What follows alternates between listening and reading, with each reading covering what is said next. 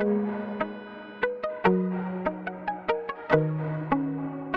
Everyone, हम class 7 maths chapter 8 कर रहे थे जिसका नेम था रेशनल नंबर और ये स्ट्रिक्टली हम न्यू बुक के अकॉर्डिंग कर रहे हैं।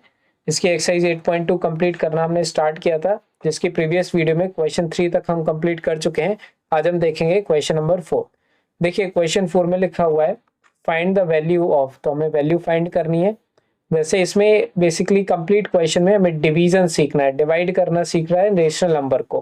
Clear, division of rational number है ये क्वेश्चन नंबर 4। तो इसको कैसे हमें डिवाइड करना है वो मैं आपको बताऊंगा।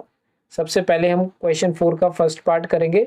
सॉल्यूशन लिखा हमने, अगेन हम ये पूरा एज इट इज लिख देते हैं क्वेश्चन -4 डिवाइडेड बाय 2/3।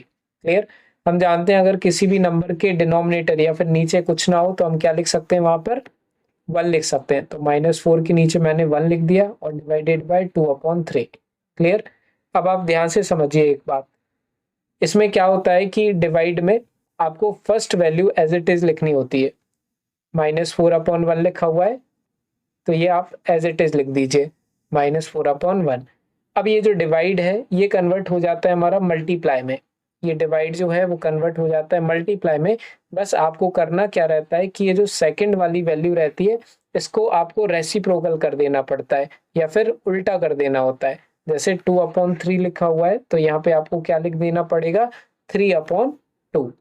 क्लियर, यहाँ पे आपको क्या लिखना पड़ेगा, 3/2। हमेशा याद रखना हम राइट साइड वाली वैल्यू को ही अपोजिट करेंगे या फिर रेसिप्रोकल करेंगे, है ना। हमेशा राइट वाली, इसको आप नहीं करेंगे कभी भी रेसिप्रोकल, सिर्फ इसको रेसिप्रोकल आपको करना है या फिर अपोजिट कर देना है। क्लियर, अब हम जानते हैं मल्टीप्लिकेशन ऑफ रेशनल नंबर हम बहुत अच्छे से जानते हैं करना। इसमें हमें एलसीएम लेना नहीं रहता है, डायरेक्ट मल्टीप्लाई करना रहता है। तो 4 3 जा हमारा क्या होता है 12। क्लियर, और नीचे हो जाएगा 1 2 जा हमारा क्या हो जाएगा 2। अब ऊपर का जो साइन होगा वो नेगेटिव ही रहेगा क्योंकि हम जानते हैं मल्टीप्लिकेशन में बड़ी वैल्यू का तो साइन लगता नहीं है, लेकिन माइनस में है 4 और प्लस में है 3 तो माइनस प्लस क्या हो जाता है हमारा माइनस, तो अल्टीमेटली नेगेटिव साइन आएगा। इसके बाद हमें ये भी चेकआउट करना होता है क्या दोनों सेम टेबल में आ रहे हैं। तो 12 और 2 दोनों 2 की टेबल में ही आते हैं, तो हम इसको कैंसिल आउट भी कर सकते हैं। कैसे, देखिए 2 1 जा 2 हो जाएगा और 2 6 जा 12, दोनों 2 की टेबल में आ रहे थे इसलिए मैंने कैंसिल आउट भी कर दिया। इससे मेरे पास क्या बचा ऊपर -6, ये माइनस साइन भी आपको लिखना पड़ेगा साथ ही साथ, और नीचे 1 बचा। क्लियर, और -6/1 का मतलब होता है -6 ही अकेला। क्लियर, तो आंसर क्या हो गया मेरे फर्स्ट पार्ट का -6। क्लियर, आ जाइए सेकंड पार्ट पर। देखिए सेकंड पार्ट अगर आप बुक में देखेंगे तो ये रहा हमारा, और इसको सॉल्व करने के लिए सबसे पहले जो मैंने आपको बताया था कि अगर डिनोमिनेटर में कुछ ना हो तो हमें क्या लिखना होता है 1। तो 2 के नीचे कुछ नहीं है तो हम यहाँ पे क्या लिख सकते हैं 1, 2/1। इसके बाद आपको फर्स्ट वैल्यू जो लेफ्ट साइड में उसको एज इट इज लिखना होता है, लेकिन जो राइट साइड में वैल्यू है उसको आपको अपोजिट करना होता है और डिवाइड की जगह मल्टीप्लाई का साइन लगा देना होता है। तो डिवाइड को मैंने मल्टीप्लाई किया, 2/1 जो है वो मेरा बन जाएगा 1/2। क्लियर, उल्टा कर दिया 2/1 को 1/2। अब मल्टीप्लाई तो हम जानते हैं बहुत इजीली, ऊपर ऊपर वाली वैल्यू मल्टीप्लाई और नीचे नीचे वाली वैल्यू मल्टीप्लाई। तो ये हम जानते हैं 3 1 जा तो 3 हो जाएगा और साथ ही साथ माइनस का साइन भी आ जाएगा, और 5 2 जा मेरा क्या हो जाएगा 10। क्लियर, अब -3 या फिर 3 और 10 किसी सेम टेबल में नहीं आते तो अल्टीमेटली यही मेरा क्या हो जाएगा आंसर भी हो जाएगा। Clear, -3/10 is the answer for the second part. अब देखिए हम थर्ड पार्ट करते हैं। थर्ड पार्ट ये रहा हमारा बुक में, अगर आप देखेंगे तो सेम क्वेश्चन है। सॉल्यूशन लिखेंगे सबसे पहले -4/5 एज इट इज, डिवाइड का साइन, -3 के नीचे कुछ नहीं है तो मैंने 1 लगा दिया। अब हम पहली वैल्यू -4/5 एज इट इज लिखेंगे, डिवाइड बन जाएगा मल्टीप्लाई, ये -3/1 जो है वो 1/-3 बन जाएगा। ठीक है, कुछ इस तरह से। इसके बाद आप क्या करेंगे, ऊपर ऊपर वाली वैल्यू मल्टीप्लाई और नीचे नीचे वाली वैल्यू मल्टीप्लाई।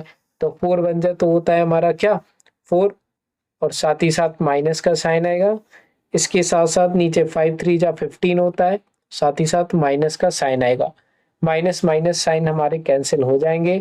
4 और 15 किसी सेम टेबल में आता नहीं है, इस वजह से फाइनल आंसर मेरा 4/15 ही हो जाएगा। क्लियर है, 4/15 is the answer for the third part. अब आ जाओ बच्चों फोर्थ वाले पार्ट पर। हम फोर्थ वाला पार्ट अगर देखें बुक में तो ये रहा हमारा fourth part, -1/8 divided by 3/4। Same process है, -1/8 का वैसे ही लिखा मैंने, डिवाइड बन जाएगा मल्टीप्लाई में, 3/4 है मेरा, ये 4/3 बन जाएगा, 4/3। क्लियर। अब -1 इंटू 4 या फिर 1 4 जा तो मेरा 4 ही होता है, माइनस का साइन आ जाएगा, और 8 3 जा होता है मेरा 24। अब आपको चेक करना है क्या 4 और 24 किसी सेम टेबल में आते हैं, तो बिल्कुल आते हैं, ये तो 4 की ही टेबल में आते हैं, तो इसको सिंप्लीफाई भी आपको कर लेना है। तो 4 1 जा 4 हो गया, और 4 6 जा हमारा क्या हो जाता है 24। ठीक है, और ऊपर जो नेगेटिव साइन था 1 का तो मैंने एज इट इज लगा दिया। तो आंसर क्या आ गया मेरा फोर्थ पार्ट का, आंसर आ गया -1/6 is the answer for the fourth part. I hope it is clear. Fourth part हमारा कंप्लीट। अब हम करते हैं fifth part. Same process apply करती जानी है। देखिए क्वेश्चन में फिफ्थ पार्ट ये रहा हमारा, -2/13 डिवाइडेड बाय 1/7। सॉल्यूशन लिखेंगे। सबसे पहले -2 वापस से क्वेश्चन लिख लेते हैं। क्लियर। पहली वैल्यू तो आपको एज इट इज लिख देनी है, डिवाइड बन जाएगा मल्टीप्लाई, 1/7 बन जाएगा 7/1। क्लियर। अब इसको आप बस वैसे ही सॉल्व कर लीजिए। 2 7 जा ऊपर वाली वैल्यू मल्टीप्लाई करो तो 2 7 जा 14, नेगेटिव साइन भी आ जाएगा, और 13 1 जा 13। क्लियर। तो मैंने 13 लिख दिया। अब 14 और 13 किसी सेम टेबल में आते नहीं है, इस वजह से यही मेरा फाइनल आंसर हो जाएगा, -14/13। क्लियर है।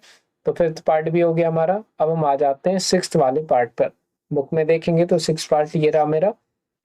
इसको हम सॉल्व करते हैं। पहले तो क्वेश्चन वापस से लिखते हैं, 7/12 डिवाइडेड बाय -2/13। क्लियर।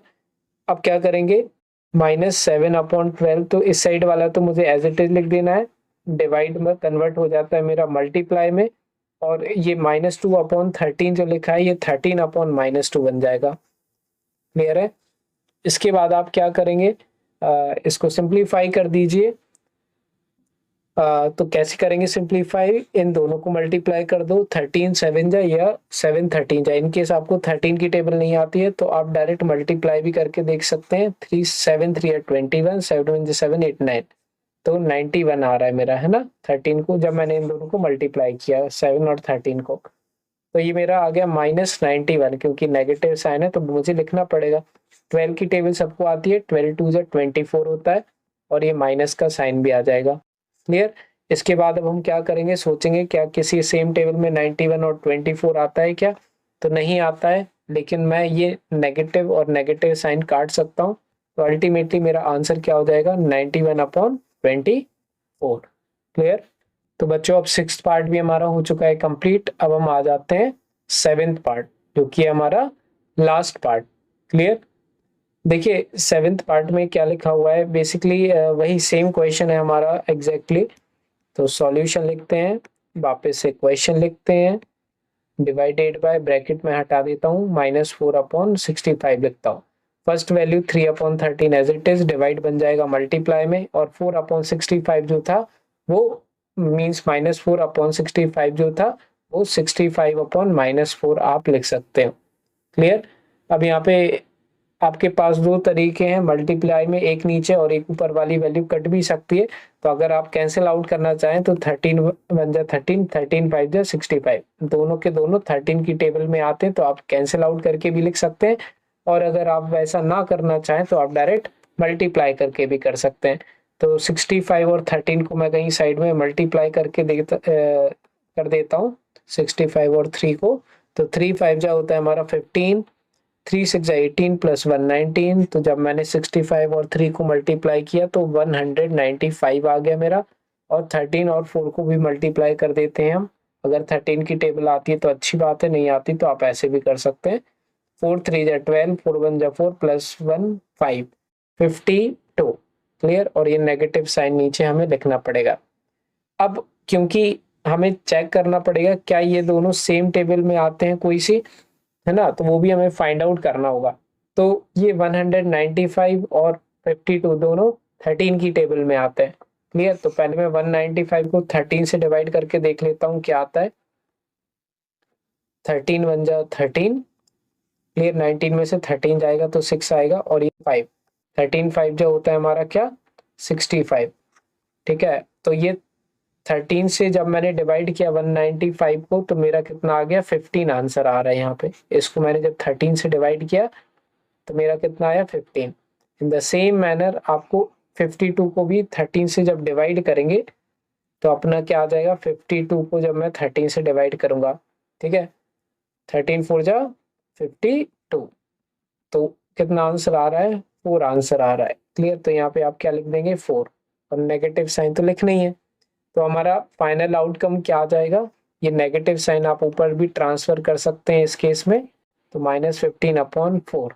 क्लियर। अच्छा, यहाँ पे आप एक बात और हमेशा याद रखेंगे कि इनको आप मिक्स फ्रैक्शन में भी कन्वर्ट कर सकते हैं। क्लियर, इनको आप मिक्स फ्रैक्शन में भी कन्वर्ट कर सकते हैं, लेकिन अगर आप नहीं भी करेंगे तो भी काम बन जाएगा।